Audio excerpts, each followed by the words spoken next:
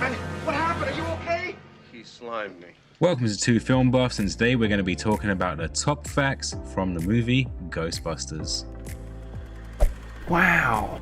At number 1, we have Dan Aykroyd referring to Slimer as John Belushi. In 1978's Animal House, where Belushi's character devours food with a wild enthusiasm, the connection between Slimer and John Belushi adds a poignant layer to the character, as it pays homage to Dan Aykroyd's late friend and fellow Saturday Night Live alum. The cafeteria scene in Animal House is iconic, and by incorporating this inspiration into Slimer's antics, Ghostbusters not only creates a memorable character, but also nods to the comedic legacy of Belushi, whose untimely death left a lasting impact on those who knew and admired him. I'm a zit. Get it? At number 2 on our list, we have script improvisation. The improvisational nature of Ghostbusters added to a unique energy of the film. Director Ivan Reitman fostered an environment where the cast, particularly Bill Murray, could unleash their comedic talents through ad-libbing. Bill Murray's love for improvisation shines through in his portrayal of Dr. Peter Venkman, contributing to the character's charm and wit. This creative approach not only infused the movie with a dynamic and unpredictable vibe, but also allowed the actors to inject their personalities into the characters, resulting in moments that have become iconic in the world of comedy. The Ghostbusters' success is not only just in its scripted brilliance, but in the organic humour that emerged from the collaborative and the improvisational spirit of the cast. This ecto-containment system that Spengler and I have in mind is going to require a load of bread to capitalize. How are we going to get the money? I don't know. At number 3, we have creative marketing. During the middle of Ghostbusters' initial release in 1984, director Ivan Reitman ingeniously maintained audience engagement by running a trailer resembling a fictional commercial used by the Ghostbusters within the movie. However, a clever twist was employed, as the 555 number in the trailer was replaced with the functional 1-800 number, leading to an astonishing response of 1,000 calls per hour, 24 hours a day for several weeks. Callers were greeted with a recorded message featuring the charismatic voices of Bill Murray and Dan Aykroyd, humorously conveying the message, "Hi, we're out catching ghosts right now."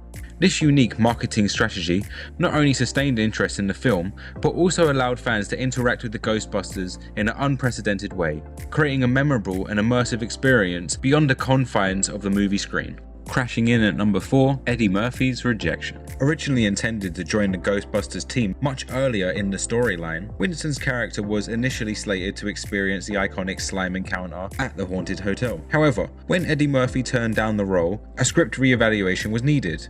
The narrative was adjusted to introduce Winston approximately halfway through the movie. This change not only altered the character's entry point, but also reshaped the dynamics within the team, showcasing the film's adaptability to casting decisions.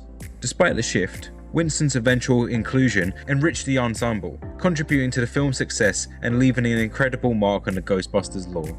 As good as Eddie Murphy is, I can't imagine anyone replacing Winston. I have legs! At number 5 on our list, we have Real Firehouse. The Ghostbusters' iconic firehouse is a cinematic fusion of 2 distinct locations. The exterior, capturing the quintessential New York City backdrop, is a real-life firehouse sited in the bustling streets of the city. Meanwhile, the interior scenes were filmed in a firehouse located in downtown Los Angeles. This amalgamation of settings seamlessly blended the bustling urban feel of New York City with the practicalities of shooting in Los Angeles. Notably, the Los Angeles firehouse, chosen for its versatile and film-friendly characteristics, has served as a backdrop in numerous other movies, becoming a cinematic landmark in its own right. The juxtaposition of these 2 locations in Ghostbusters adds a layer of movie magic, illustrating the creativity often employed of the filmmaking process. Coming in at number 6, we have the real haunted jail. The eerie and iconic jail scene in Ghostbusters took an unexpected turn during filming. The production team had chosen a prison that had gained notoriety for being rumoured to be haunted. As the crew reviewed the dailies, they were perplexed to find scratches mysteriously appearing on the footage without any physical cause. Trash! This unexplained phenomenon raised concerns among the filmmakers, particularly director Ivan Reitman, who became apprehensive about returning to the alleged haunted location. Faced with an unexplainable occurrence, the crew breathed a collective sigh of relief when they discovered that they had gathered enough usable footage to complete the scene without needing to return to the unsettling prison.